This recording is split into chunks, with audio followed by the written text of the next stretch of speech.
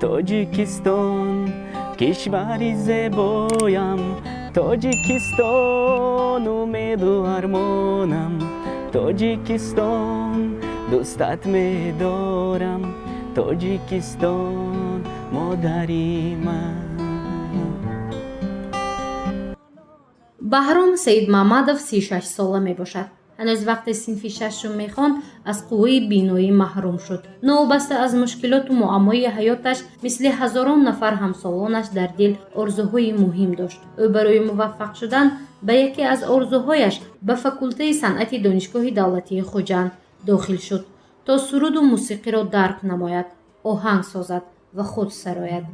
امروز خود را موفق ترین شخص می حسابد، زیرا آرزویش پی هم عملی می شوند. بهرام امروز سرود می خواند، از نازکی های نواختن گیتار آگاه است و حتی شعر می نویسد و آن را به آهنگ می درآورد. بی فخر من با کوهسارانت، هم با حسن گل دخترانت، با خجند و با خطلانت، با چشمه های بدخشانت. بهرام سید محمدов معیوب گروه یکم است. از خردسالی شبانه چشمانش نمیدید. در روزی روشن باشد چشمانش بینو بود. در مکتب تحصیل میکرد. همیشه کوشش او بهر پیش رفتن بود، اما نور چشمانش تا رفت کم میشد. عاقبت عاجز شد. آن وقت صنف 6 میخواند.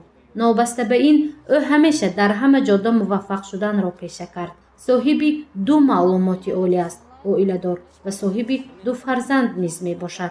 نه، من یگان ناراضگی رو بیان نمیکنم. بیشتر من مثلا در عین معلومات اولم دیگر چیزا رو به دست از خود کردم و در برابر معلومات دومم من دیگر چیزها رو به دست آوردم. مثالی که از همون چیزی که در دیپلماتیا گرفتم، طرز گپزنی، طرز چی سخن راندن و چیزا رو من مثلا از همون جا یاد گرفتم. همچنین در تشکیلات‌های دیگر هم کار کرده یک صفت اراتوری رو یاد گرفتم، یعنی که گذراندن سمینارها رو یاد گرفتم و آهسته آهسته مثالی که در تشکیلات‌های بین الحقی به مثل PSI و همچنین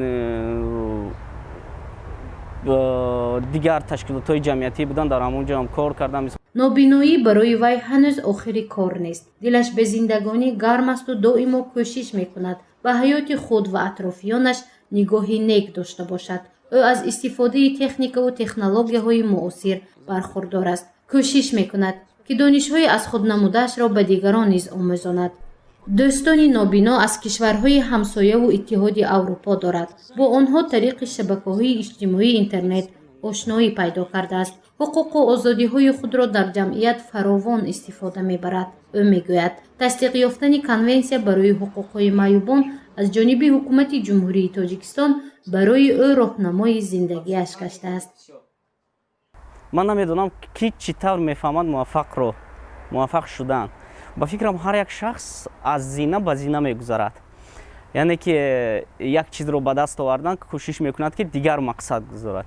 یک هدف، یک مقصد رو به دست آوردن کوشش میکند که دیگر مقصد گذارد و هر یک مقصد گذاشته من چی افتاده است به هدف رسیده است. من مقصد پای مقصد میگذارم، چون زندگی به مقصد این یک تاریکی است و بسیار خوب شد که جناب عالی پیشوای ملت برای ما، یعنی که کنونسیا را به امضا رساندن. اکنون باز یک قدم دیگر مانده است که تصدیق نمودن این کنونسیا 22 خود کنونسیا 22 مارت سال 2018 به امضا رسید. این برای ما یک دستاورد خوب است. Assalomu alaykum. Shuma nazmi, durustmi, salomatdan nazmi, moldan ishtidmi? Ha, moldan ishtid. منیژه صمدova نیز معیوب گروه یکم است. آرزوی حقوق شناس شدن را دارد. برای عملی شدن نیتش بسیار کتاب آموزشی و حقوقی میخواند.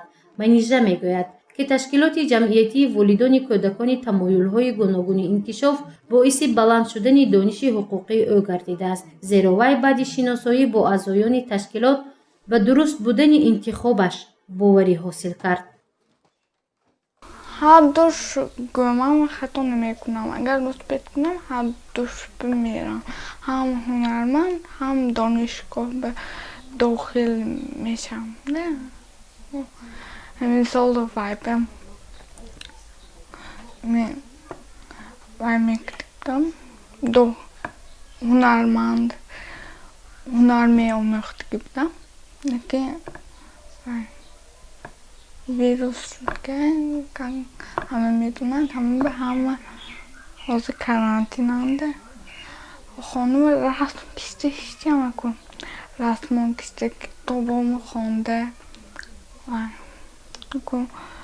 وقتوی من به اوکانبه هم نگاه میکنم اوکاچی مایده چمه همه به هم نگاه میکنم مادرم به هم یاری میرسونم اگر اوکا هم نباشد اوکاچی من نگاه میکنم کتابی حقوق خونداسی هم حاضر اکن یه بار وایبه یه بار